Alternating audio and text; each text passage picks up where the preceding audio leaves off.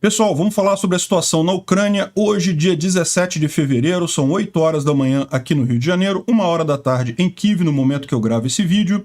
E só para relembrar vocês, antes de a gente entrar no assunto propriamente dito, eu já havia avisado há uma semana atrás, eu estou tirando alguns dias de férias aí entre amanhã, dia 18, e dia 22, que é quarta-feira da semana que vem.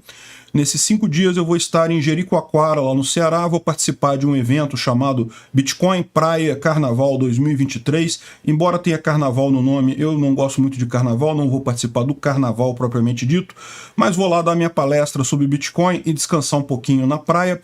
Então os vídeos sobre a Ucrânia vão continuar saindo todos os dias, mas vão ser vídeos mais reduzidos nesses próximos 5 dias. Os outros vídeos do canal eu também vou diminuir a frequência deles, ao invés de fazer 8 vídeos como eu faço hoje, eu vou fazer 4 vídeos, um sobre a Ucrânia, mais 3 vídeos sobre notícias diversas.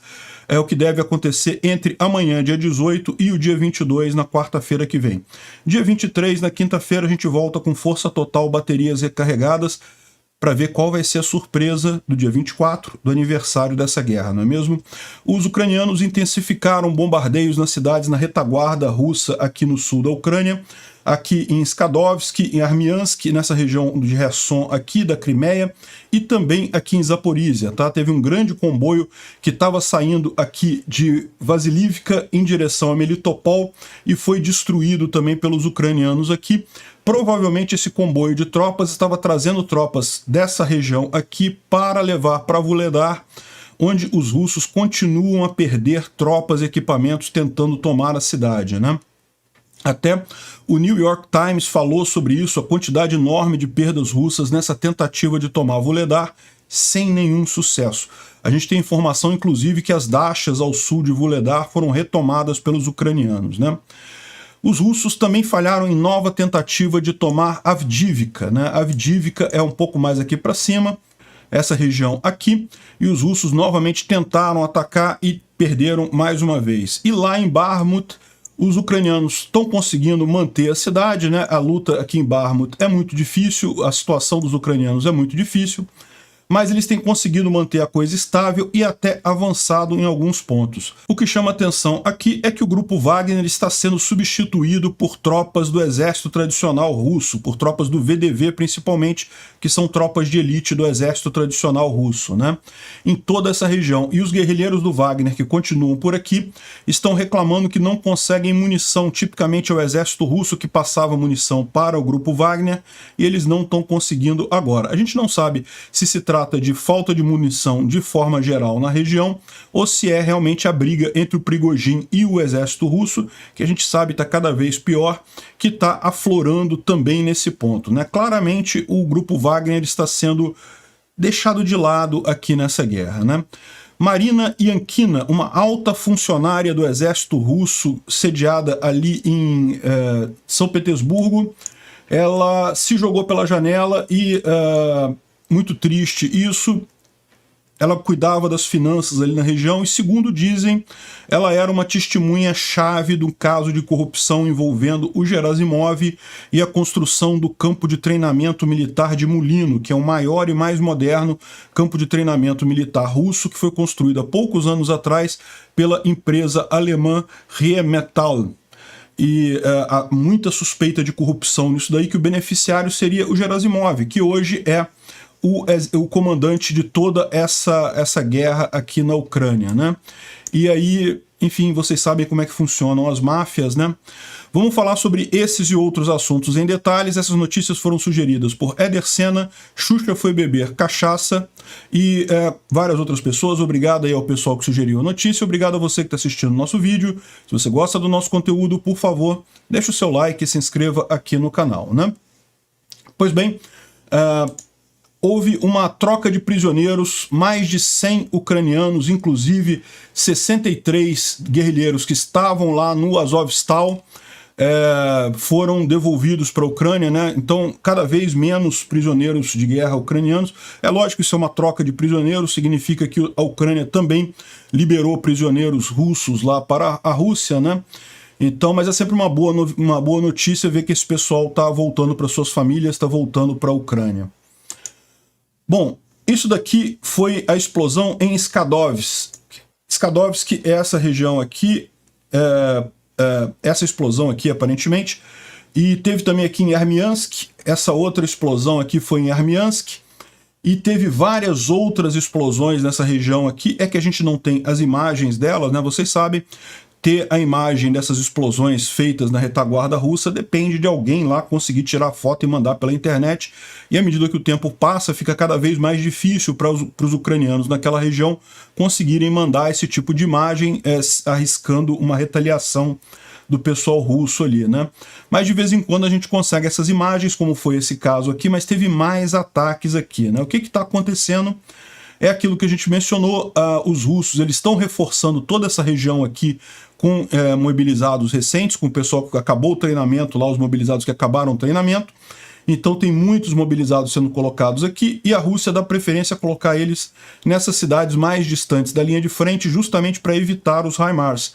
Só que mesmo aqui, estando relativamente longe da linha de frente, ainda está no alcance dos HIMARS, então acaba sendo alvo desses tiros aqui, né? Teve esse outro caso aqui, que foi um incêndio causado, tá vendo? Esse aqui é um barco, não sei se está fácil de ver isso daqui, mas é um incêndio e o pessoal fugindo de barco. Então isso daqui é uma operação especial das forças especiais ucranianas. Então eles certamente foram na retaguarda russa. Isso daqui é o rio de Dnipro. Então a gente está falando aqui da foz do rio de Dnipro, nessa região aqui, em que realmente tem muita batalha nessas ilhas aqui da foz do rio de Dnipro, né? Vocês sabem, a margem esquerda do rio está com os russos, a margem direita está com os ucranianos, mas tem um monte de ilhas aqui no meio que estão na No Man's Land, né? Na terra de ninguém, como eles chamam. E provavelmente isso daí foi algum ataque ucraniano. Os ucranianos têm feito muito isso próximo a Nova Kakhovka, mas esse caso aqui não tem a indicação de onde teria sido esse ataque, tá?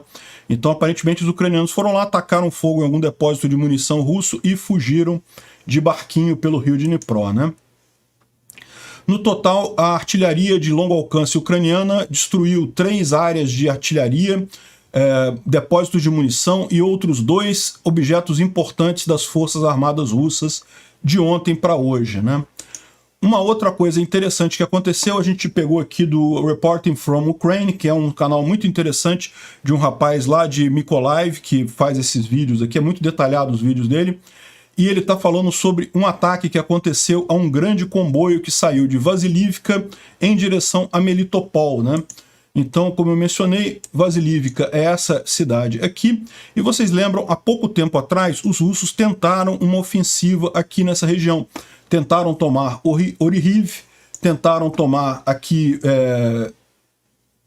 Kamiansk, mas não conseguiram.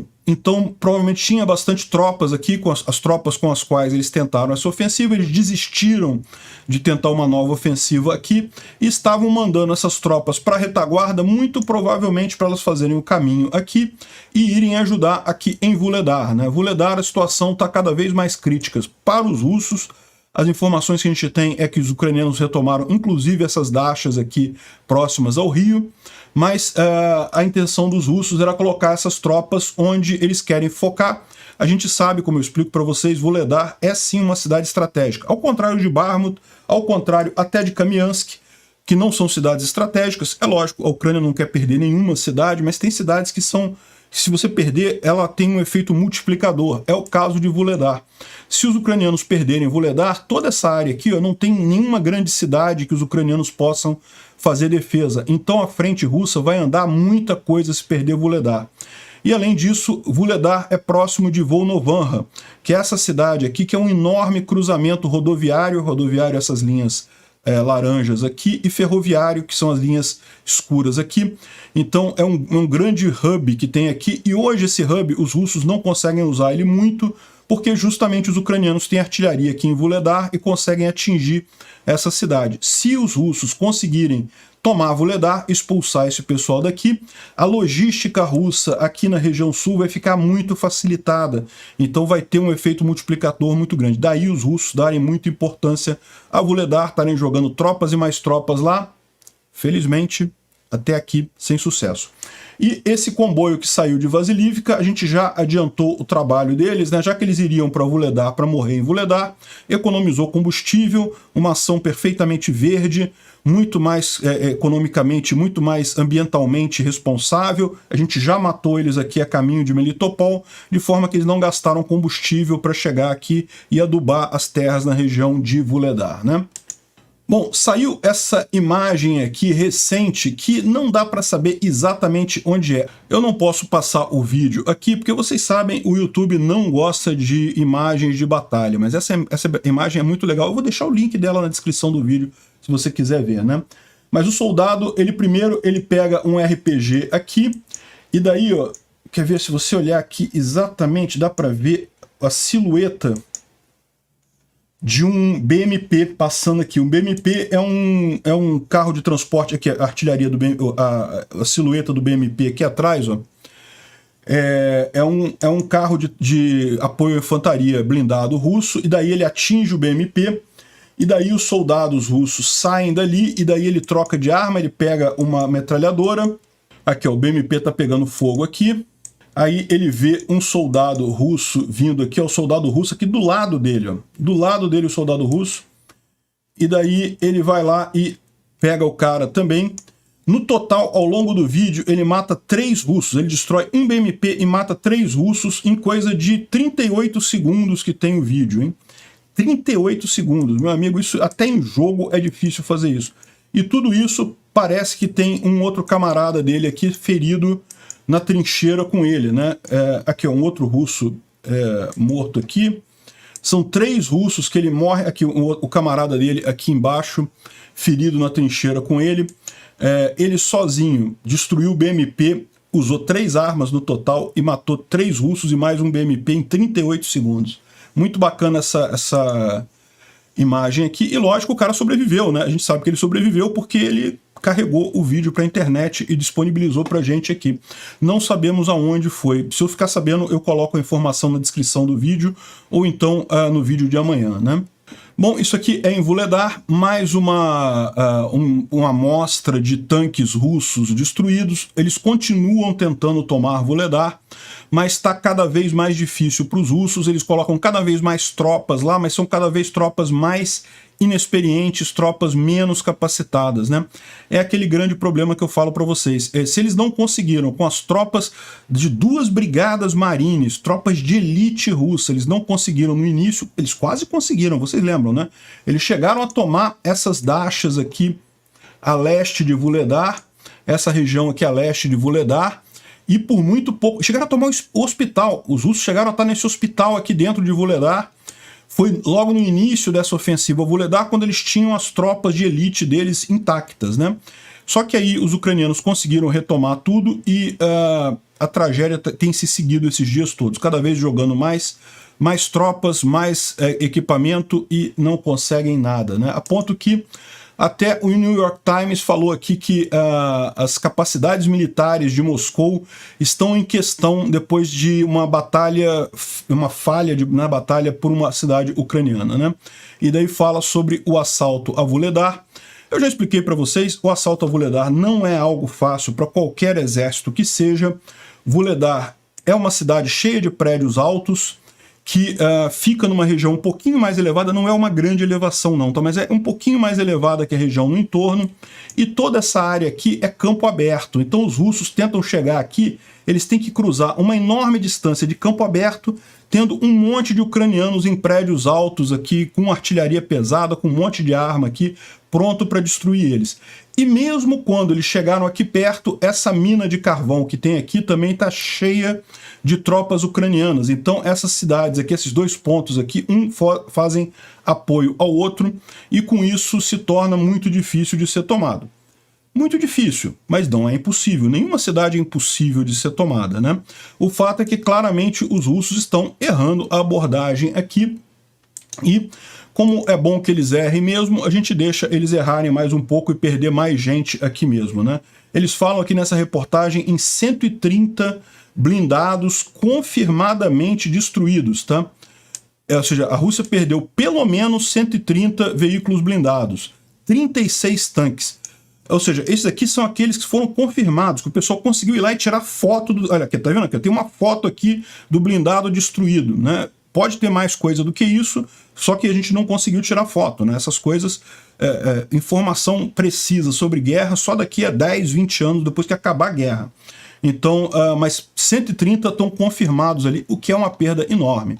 Mas, de novo, por que os russos continuam tentando aqui? Porque Vuhledar é uma cidade estratégica, é uma região realmente muito importante. Dá para ver que depois aqui, ó, saiu de Vuhledar e aqui dessa região das minas de carvão, tem outras cidades aqui, tem Vodiane, tem Boyorovalenka, mas é tudo cidades pequenas, então os russos conseguiriam chegar muito essa linha de frente para cá e com isso salvar Volnovakha aqui, que é o grande objetivo deles, né?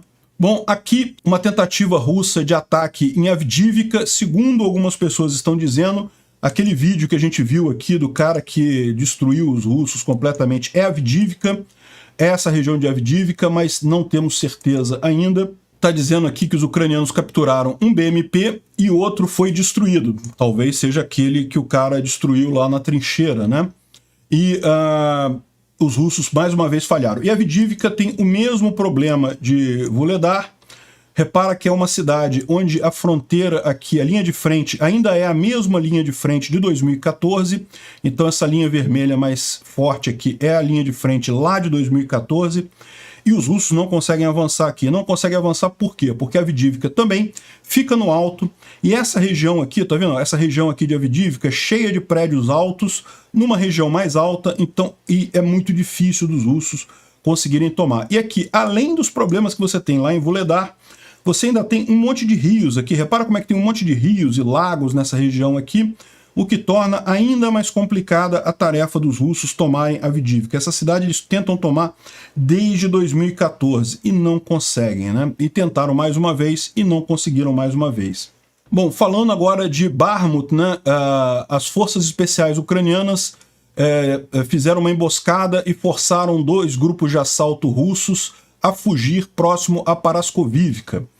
Paraskovivka é essa cidadezinha aqui, né, junto com Krasnohoran, são as cidades onde a luta está mais intensa, onde a briga está mais intensa, e aqui em Paraskovivka houve alguns dias atrás os russos alegando que já tinham feito cerco aqui, que teriam tomado região aqui, coisa e tal, e parece que de fato chegaram a haver grupos de reconhecimento russo chegando aqui em Berhivka, que é essa outra cidade do lado de cá. Então eles atravessaram a M3, estavam desse lado daqui, mas os ucranianos conseguiram retirar esse pessoal daqui, então não houve o cerco a Paraskovivka, ainda está em controle dos ucranianos. Parece que a parte norte da cidade, tá vendo? Tem uma parte norte aqui, ó, que os russos já estão por aqui. Então tem uma imagem que está circulando de russos em Paraskovivka, mas é, na verdade, nessa parte norte aqui. O centro, o grosso da cidade, ainda está nas mãos dos ucranianos.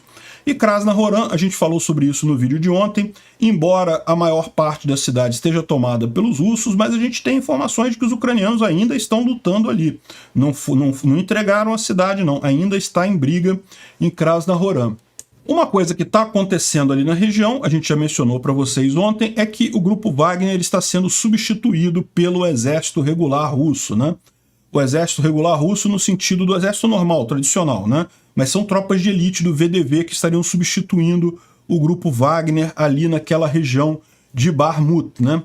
E ontem saiu esse vídeo aqui dos guerrilheiros do grupo Wagner, dizendo que nós estamos sem munição de artilharia, sem obus, porque o exército russo não está fornecendo essa munição para gente, e isso está muito sério, e não sei o que lá.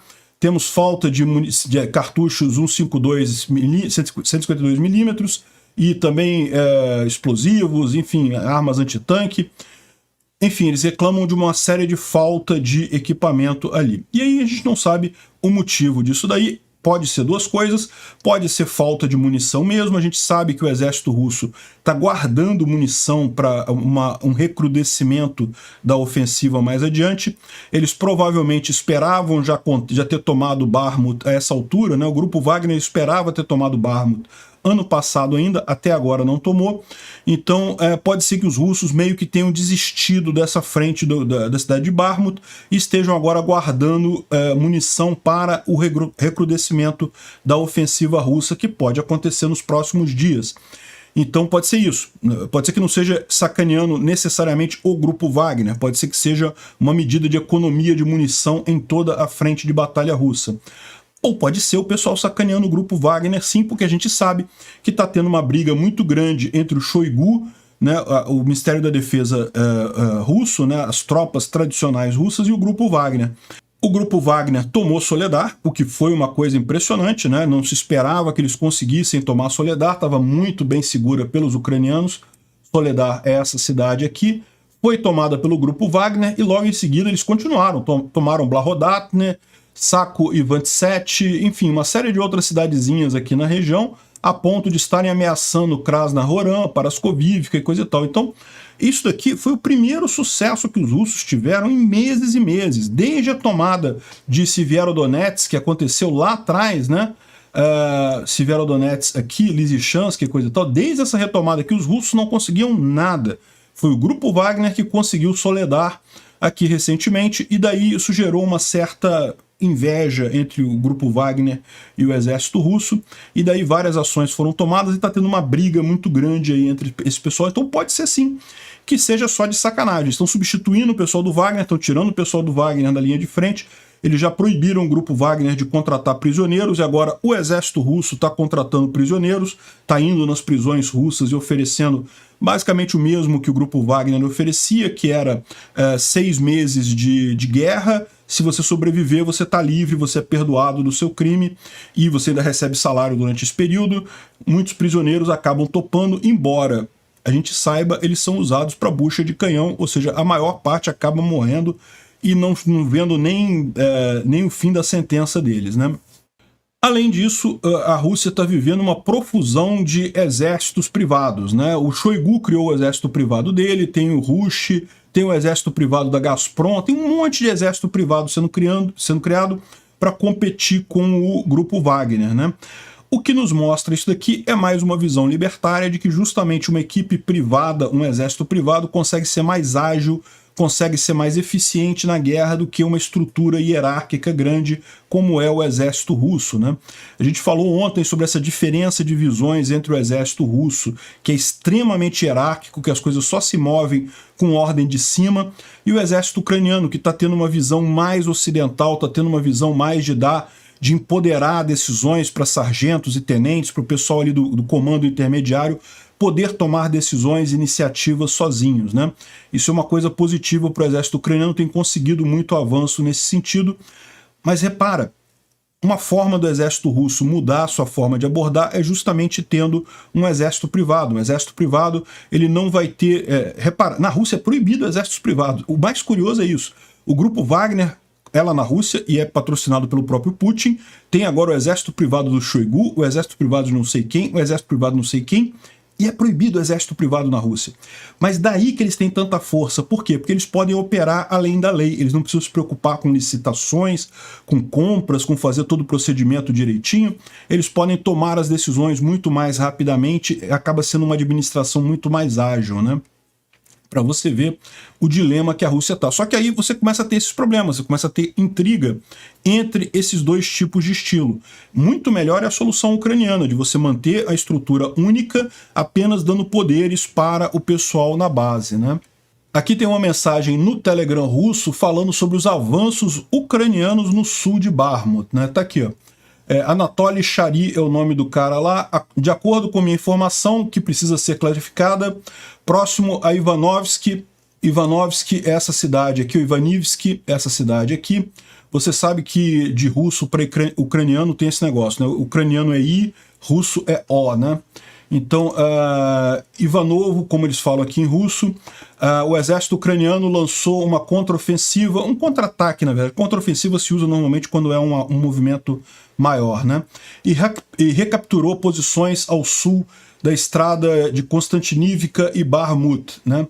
Então, essa estrada aqui, que é T0504, Konstantinivka fica aqui, ó, aqui a oeste e Bakhmut fica aqui, e essa é uma estrada muito importante para o abastecimento das tropas ucranianas aqui em Bakhmut, e a gente já tinha falado isso, que houve uma contraofensiva aqui nessa região que afastou bastante as tropas russas aqui. Esse mapa ainda está mostrando as tropas russas muito próximas da T-0504, que é essa estrada entre Konstantinivka e Bakhmut. Aqui nesse mapa ela aparece como N32, isso aqui, embora pareça um H para a gente, na verdade é um N, porque é cirílico, né?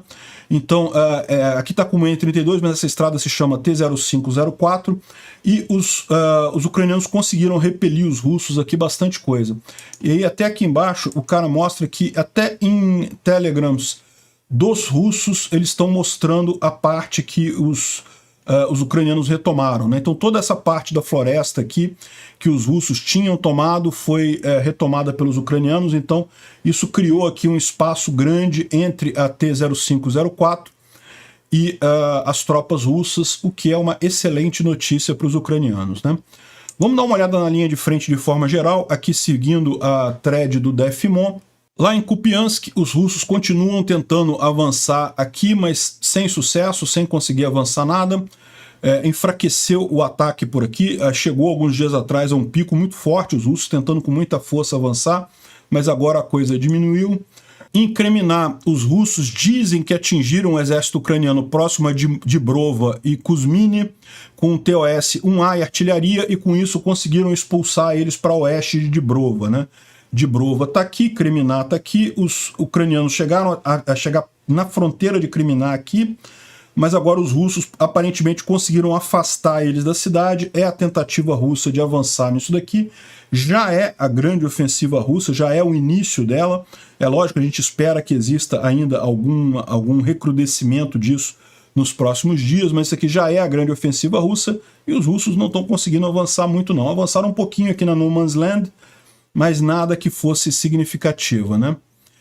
E houve bombardeio russo reportado na área de Zitlivka, que é essa cidade aqui, o que não faz sentido para ele, porque na visão dele os russos que já estão aqui, então por que os russos bombardeariam os próprios russos, né? Mas como eu já falei para vocês, eu suspeito que esse mapa aqui do Defimon não está correto, não.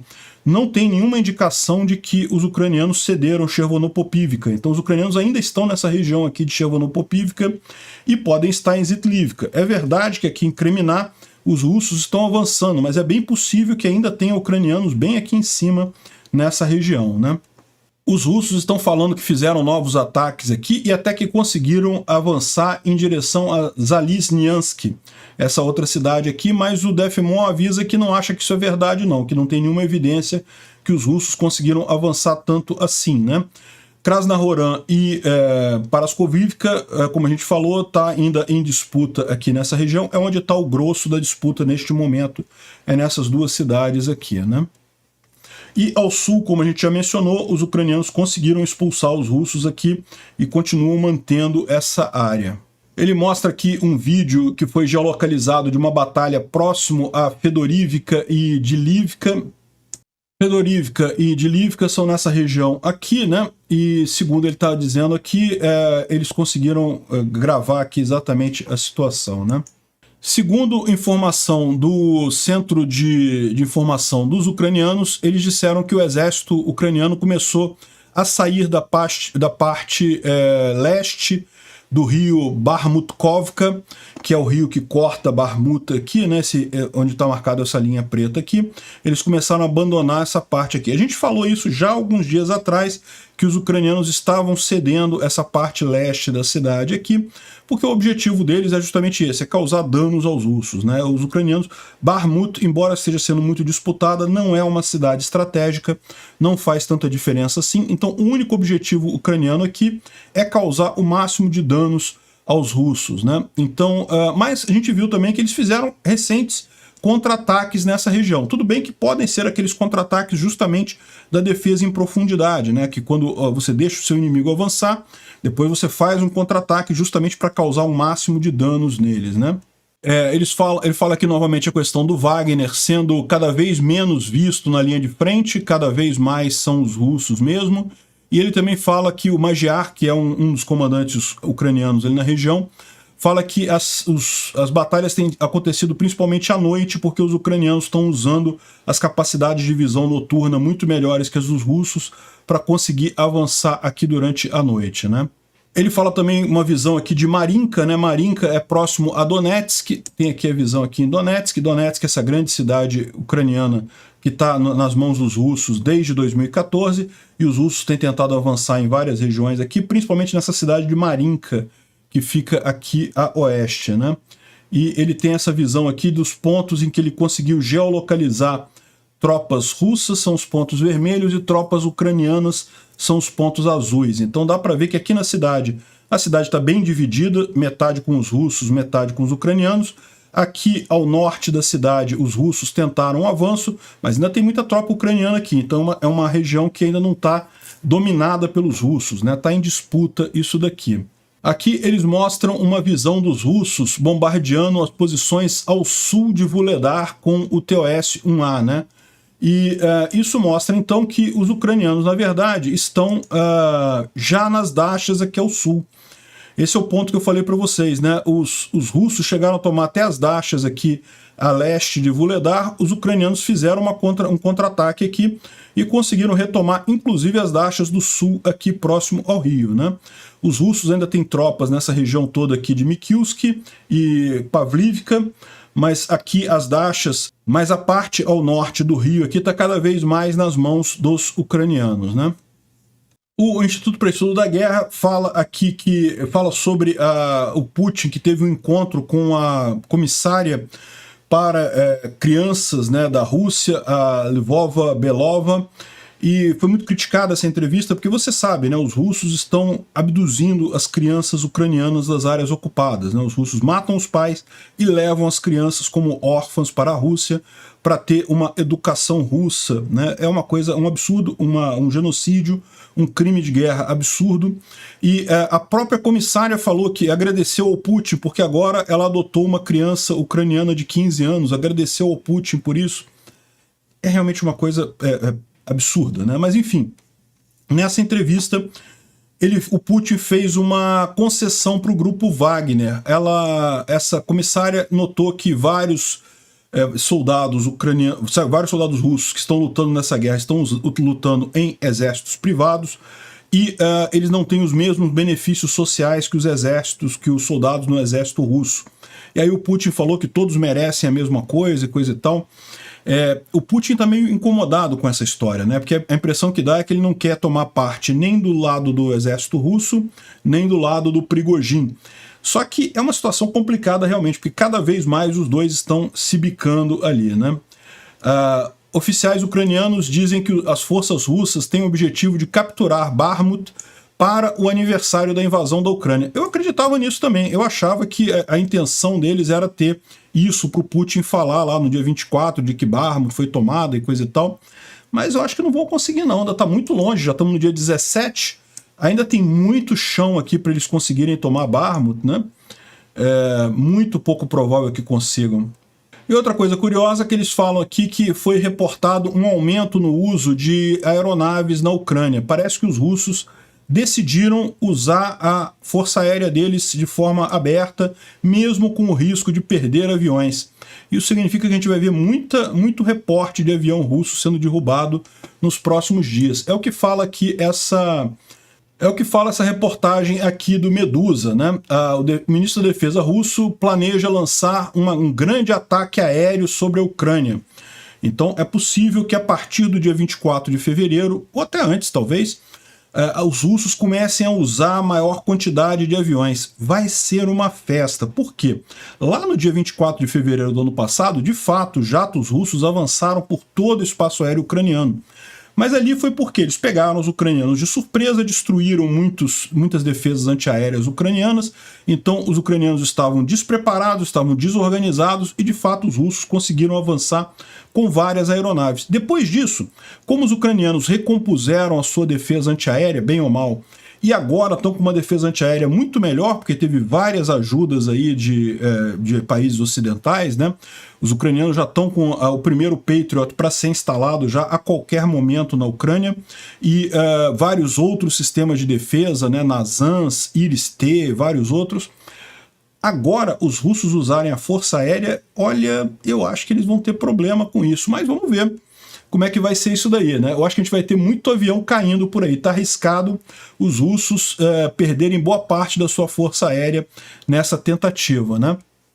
É lógico, a força aérea russa é muito grande, eles têm muitos aviões, então eles podem se dar ao luxo de perder alguns para ter uma vantagem nesse ataque. Mas o problema é que eu acho que eles vão perder muitos, né? E já tem gente até comentando aqui que está um Su-24M2 sobrevoando o Oblast de Kherson, aqui ao sul, né, a área ocupada do Oblast de Kherson. E o pessoal se perguntando se já é a Força Aérea Russa estabelecendo já controle, dominância aérea e coisa e tal. Mas não, provavelmente não, né? Se fosse já a Força Aérea Russa andando aqui, provavelmente esse avião estaria caindo.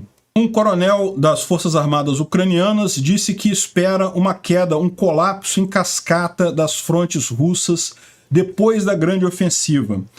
Isso aqui a gente já está sabendo mais ou menos, eu já falei para vocês essa ideia. A gente sabe que os russos estão fazendo uma grande ofensiva, tentando avançar em vários pontos aqui da linha de frente. Os ucranianos estão aguardando essa grande ofensiva, segurando os russos ao máximo, né, fazendo eles perderem muito pessoal, muitos carros blindados, muita força de combate.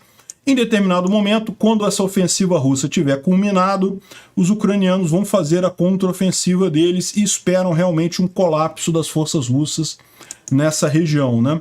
É muito provável que seja a grande contraofensiva, que os ucranianos vão conseguir retomar de forma significativa a maior parte das áreas tomadas pelos russos, quiçá até a Crimeia, né?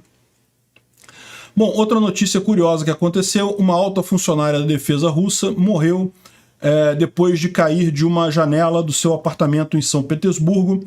Essa daqui é Marina Yankina, ela trabalhava como diretora financeira do Distrito Militar Ocidental da Rússia e tinha vínculo com vários ministros da defesa e coisa e tal, com muitas pessoas. E daí, o que está correndo em termos de informação é que se sabe que o general Gerasimov, que hoje é o general que está comandando toda a guerra da Ucrânia, o general russo, né, pelo lado russo, ele teria feito recebido propina de milhões naquele distrito do Oeste, né, que era o distrito original dele, e provavelmente ele está agora eliminando testemunhas desses atos que aconteceram com ele, né?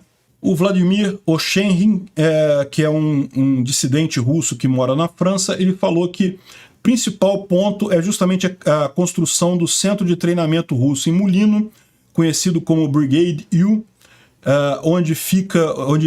que foi construído pelo Gerasimov, um grande centro de treinamento moderno, com muito equipamento e coisa e tal, e foi construído por uma empresa alemã, e custou muito caro esse centro de treinamento, e teria rolado muita propina ali para o Gerasimov nesse aspecto, e daí isso poderia estar por trás dessa história toda aí. Vocês sabem, né, isso é típico de mafioso, né, a gente não pode falar o nome no YouTube, vocês sabem, né, o que ela cometeu ao saltar da janela, a gente não pode falar o nome disso, porque o YouTube automaticamente tira a monetização do vídeo, mas é muito comum em máfias esse tipo de coisa, né, infelizmente, provavelmente não foi por iniciativa dela mesmo o que aconteceu, né. E por falar em centro de treinamento, os ucranianos também estão aprendendo a guiar o Leopard 2 em simuladores assim. Caramba, deu vontade de comprar e jogar esse joguinho aí, cara. Parece ser muito divertido realmente, né? Olha só que bacana. O negócio simula até o terreno, né? Infelizmente não deve ser barato. Bom, houve um incêndio numa grande empresa de máquinas pesadas lá no extremo leste da Rússia, né? Certamente não tem nada a ver com a guerra, só mostra aí mais uma vez Rússia pegando fogo, Vladimir deixando a bitoco do cigarro dele. Outra coisa curiosa que vazou ontem foi a identificação completa da tropa do FSB de Relações Públicas. Você sabe, o Putin, sempre que ele aparece no meio do povo, ou não é o Putin, é um sósia dele, ou se é o Putin, quem está próximo a ele é sempre o pessoal desse mesmo pelotão aqui, dessas forças especiais lá do FSB, porque é gente de confiança, é gente que está no próprio FSB, que não vai fazer nada contra o Putin. Então, são sempre as mesmas caras, né? É muito engraçado você ver aquelas imagens. Putin visita mães de soldados mortos, é as mesmas pessoas. Putin visita vila de pescadores na Sibéria, é as mesmas pessoas. Putin vai numa fábrica entrevistar os operários, as mesmas pessoas, né? E é aquele negócio, né? Isso pra gente pode soar estranho, porque a gente está acostumado aqui no Brasil a ver o presidente de fato indo em lugares, né? Mas lá na Rússia o pessoal tem isso como normal, porque desde a época soviética era assim. Eles sabem que é um teatrinho, entendeu? Quando o Putin diz, olha, estou indo ver operários numa fábrica, ele está dizendo, olha só, eu sou um presidente do povo e coisa e tal. Não é que ele está realmente indo ver operários. E vamos combinar, aqui no Brasil também, você acha que o pessoal não escolhe os operários antes da visita do Lula, ou até do Bolsonaro, né? Lógico que escolhe os operários, não é qualquer um que vai entrar ali, porque senão o cara faz uma merda qualquer ali, fala um palavrão, alguma coisa, pode dar problema pro presidente, né? Então, ou seja, lá na Rússia é só mais explícito aqui. E o pessoal tava brincando que só faltou identificar esse carecão aqui que tá na frente, porque quem garante que é o Putin de verdade, né? O general SBR traz uma informação aqui que é meio preocupante. Olha só, uma das versões do discurso do Putin, né? Vocês sabem, no dia 21 agora, o Putin vai fazer um discurso em frente à Assembleia Russa, né?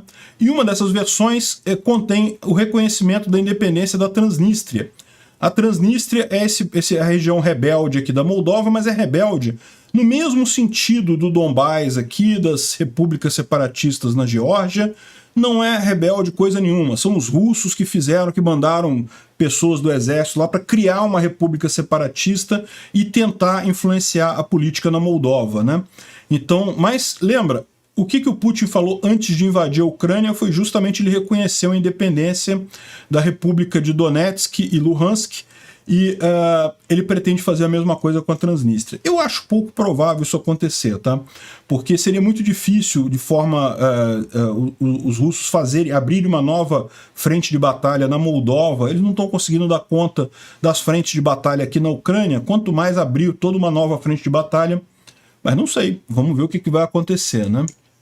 Houve também uma substituição importante no exército russo. O antigo comandante do Distrito Sul, o tenente Mordvichev, foi colocado agora como comandante das tropas do Distrito Militar Central, né? O comandante anterior do Distrito Militar Central era o Lapin, que era aquele general que foi muito criticado pelo Kadyrov, pelo Prigozhin lá atrás, pela questão da perda de Liman. Só que o Lapin ele foi colocado como comandante de todas as tropas terrestres russas, então ele subiu. E agora colocaram o Mordvichev como o comandante das tropas do Distrito Militar Central russo, né? E, bom, a Rússia não vai receber mais Viagra. Ih, caramba! Coitado dos russos. Além disso, começou uma grande desvalorização do rublo, né? A gente sabe que o rublo, nesse momento, ele está totalmente controlado pelo Banco Central russo. O valor dele não quer dizer nada no final das contas. O fato do Banco Central russo estar desvalorizando o rublo é só a necessidade que eles têm de arrumar mais dólares. Eles precisam fazer algum negócio, daí eles estão desvalorizando o rublo para tentar fazer negócio exterior com alguém e conseguir alguma coisa em torno de dólares, né? É realmente uma situação complicada que está a Rússia. Mesmo com praticamente o fim de qualquer troca voluntária de rublos por dólares ou outra moeda qualquer, eles estão precisando desvalorizar o rublo por conta disso, né? Realmente é preocupante isso daí. A gente sabe que a economia russa está cada vez pior. Obrigado por assistir o vídeo até o final. Além de curtir, compartilhar e se inscrever no canal, considere se tornar patrocinador com valores a partir de R$ 1,99. Clique no botão Seja Membro abaixo para saber as condições e vantagens de patrocinar o canal. Mais informações sobre o nosso projeto, visite nossos sites indicados na tela.